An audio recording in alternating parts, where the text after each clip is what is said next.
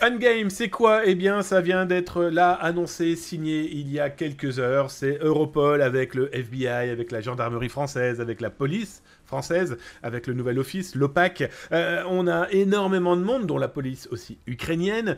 Eh bien, ils ont mis la main sur qui? Eh bien, sur plusieurs pirates informatiques qui commercialisaient, qui vendaient du dropper. Alors, si ça vous intéresse, d'ailleurs, je vais vous mettre l'article là, maintenant, dans le chat sur Twitch.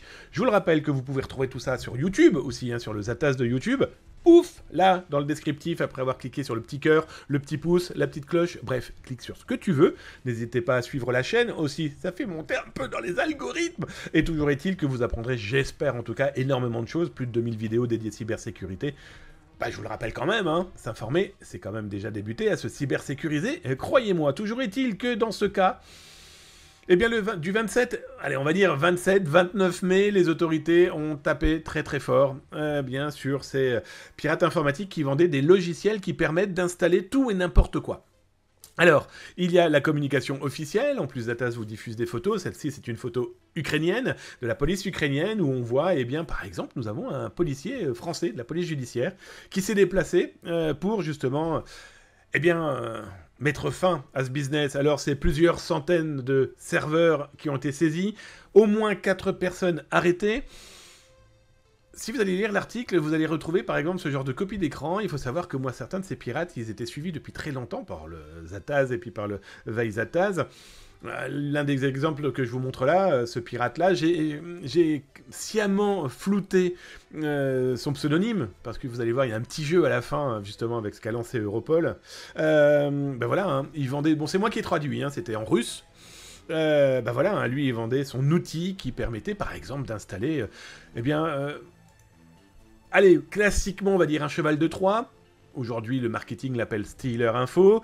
Mais aussi, ça a permis d'installer des choses comme Black Basta, comme Conti, comme le ransomware Weevil, Sidonicobi, hein, qui d'ailleurs, pour rappel, Zatas vous en a parlé, ils sont en ce moment jugés encore en Russie, d'ailleurs par un tribunal militaire, vu qu'à l'époque de Sidonicobi, il y avait au moins 2 militaires dans les lots, donc du coup...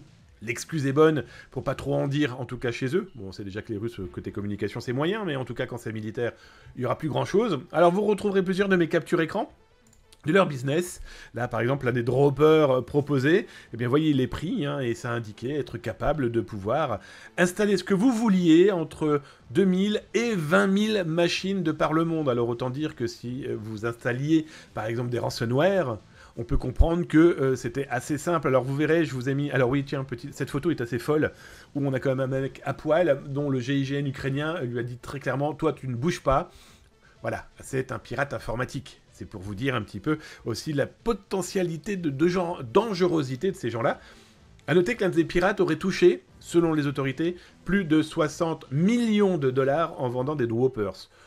Autant dire que s'il en a vendu pour autant, c'est qu'il y a eu autant de gens qui ont peut-être gagné 10 fois plus, parce que le dropper, si on prend le ransomware, a quand même pour mission, malheureusement chez les malveillants, de gagner des sous. Et tiens, d'ailleurs, c'est pour ça que je voulais finir sur ça, les autorités, avec Fangames, Ungames, ont sorti un site web que je vous invite à aller jeter votre œil. Pourquoi? Parce que c'est Hollywood. On est clairement de Hollywood. D'abord avec un compte à rebours.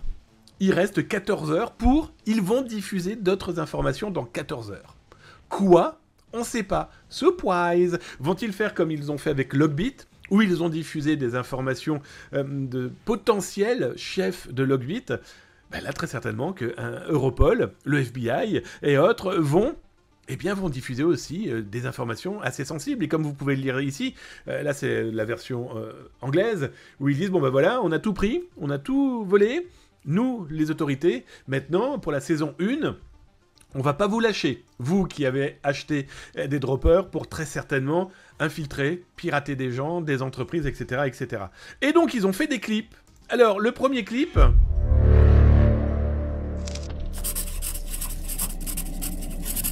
J'espère que vous avez la musique.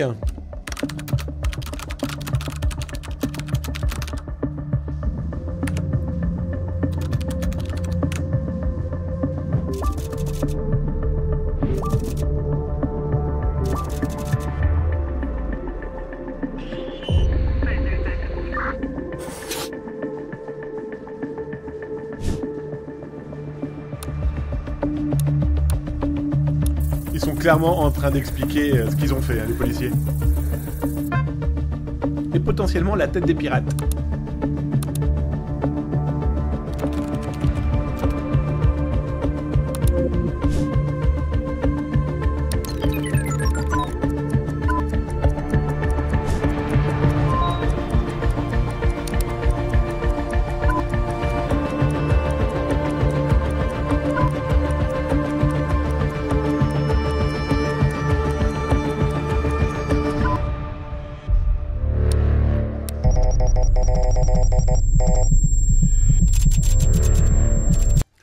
Bref, ce qui est intéressant, alors on va mettre la deuxième après, ce qui est intéressant c'est que, bon c'est Hollywood, hein, alors ils ont sorti un site web, il y a plein de choses qui se préparent, il y a un compte à rebours, il y a des communiqués de presse, il y a etc. etc. Bon alors, on va en parler là tout à l'heure avec Antoine Santo, Alone Trio, lui c'est un créatif, là il y a quand même un peu de moyens qui a été mis en place pour mettre les clips, hein, on est bien d'accord. Ce qui est intéressant c'est que, je vous laisserai décortiquer la vidéo si vous voulez, mais les autorités ont mis des petites vraies informations dans le clip. Je vous dis pas quoi, cherchez, gratouillez, faites un peu d'ozint. Ah, quand j'ai vu ça, j'ai dit what the ouais, cool, c'est c'est rigolo en tout cas si c'est pour faire parler dans le landerneau de la cyber ou en tout cas des pirates informatiques. Ça devrait particulièrement bien fonctionner. Toujours est-il que il y a eu un deuxième clip. Alors je crois que je vous ai montré lequel. Je vous ai montré le premier. Ça c'est le deuxième.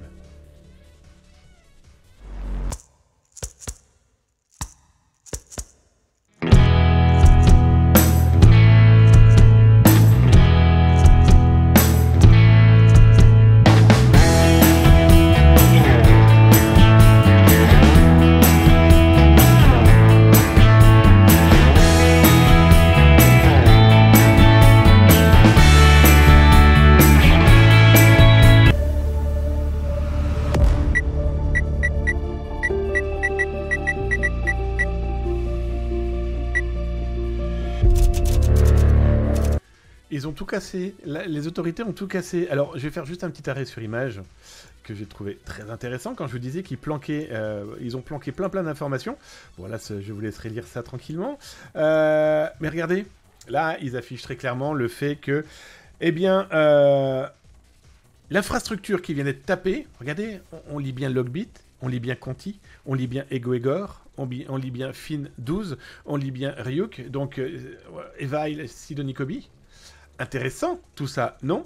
Ça va être très intéressant de voir comment va réagir Monsieur Logbit.